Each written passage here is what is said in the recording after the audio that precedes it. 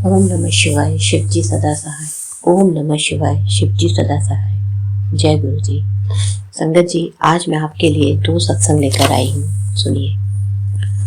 गुरु जी ने एक बार बाबा अंकल जी से कहा था कि आप दोपहर के 1:30 से 2 बजे के बीच आया करो, चाय प्रसाद लिया करो। एक बार गुरु जी के कुक छबीला अंकल जी गुरु जी के पैरों की मसाज कर रहे थे।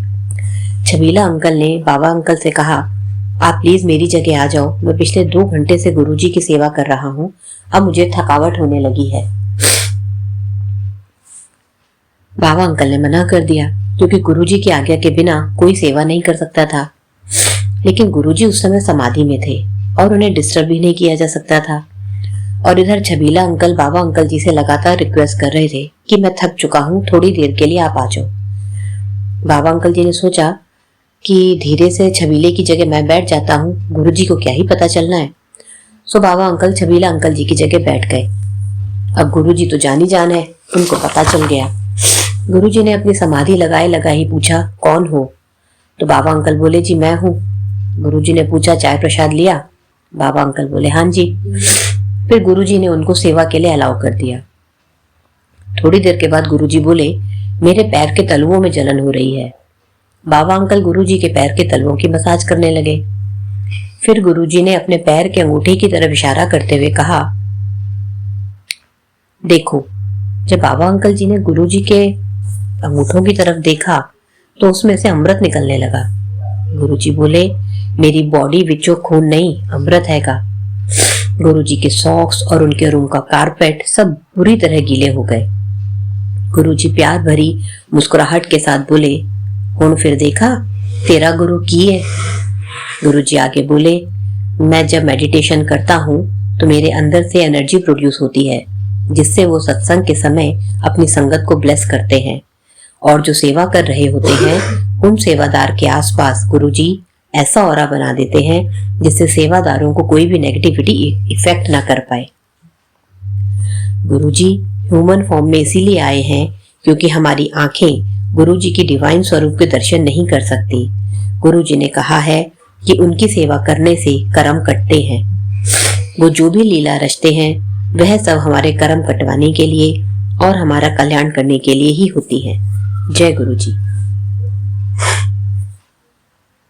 दूसरा सत्संग। यह सत्संग संगत जी ने जैसे जैसे लिखकर भेजा है मैं वैसे ही पढ़कर आपको सुना रही हूँ। सुनिए।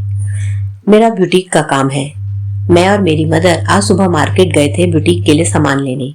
सारी शॉपिंग ठीक से हो गई। घर आकर जब मैंने सामान चेक किया तो देखा एक बैग कम है और उसी में सबसे ज्यादा सामान था।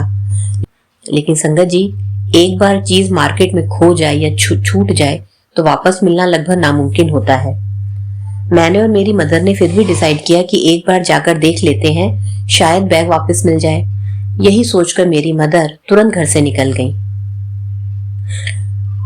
अब उनको कोई ऑटो ना मिले। इधर घर में मैं परेशान, उधर बाहर मम्मा परेशान। न जाने इस छोटी सी परेशानी में डालकर गुरुजी ने हमारा कौन सा बड़ा कर्म कटवा दिया, यह तो गुरुजी ही जाने। जय गुरुजी, शुक्राना गुरुजी। मेरी मदर को काफी लंबे इंतजार के बाद एक ऑटो मिला। इससे पहले कि मेरी मदर उस ऑटो वाले को कुछ कहती, वो ऑटो वाले भैया ही बोल पड़े, आपको मार्केट जाना है ना, आइए बैठिए। मेरी मदर चौंक गए कि ऑटो वाले भाई को कैसे पता। लेकिन मम्मा के दिमाग में फिलहाल बैग को लेकर चिंता थी क्योंकि उस बैग में ही सारा फैब्रिक था बुटीक के लिए। मम्मी जी गुरुजी का मंत्र जाप करते हुए ऑटो में बैठ गए।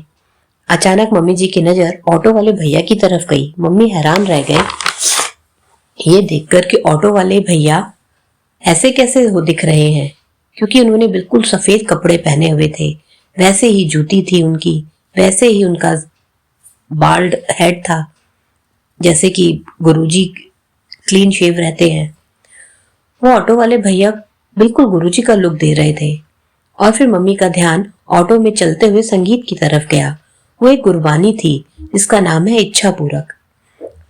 अब मम्मी जी से रहा ना गया और वो ऑटो वाले भैया से पूछ बैठी, क्या आप गुरुजी को मानते हो? तो वो भैया बोले, हम तो गुरबानी को मानते हैं जी। मार्केट पहुंचकर मम्मी ने पूछा, कितने पैसे हो गए? तो वो ऑटो वाले भैया बोले, जो इच्छा हो वह दे दीजिए। और सबसे बड़ी बात, मम्मी को ऑटो वाले भैया ने उसी शॉप के सामने उतारा था जहां से हमने आखिरी खरीदारी की थी। ऑटो तो चला गया और मम्मी कभी जाते हुए ऑटो को देख रहे थे तो कभी शॉप को। मम्मी शॉप में एंटर ही हुए थे कि शॉप ओनर तुरंत बोल पड़े, अरे बहन जी आपका बैग, आप तो उसे यहीं भूल गए थे।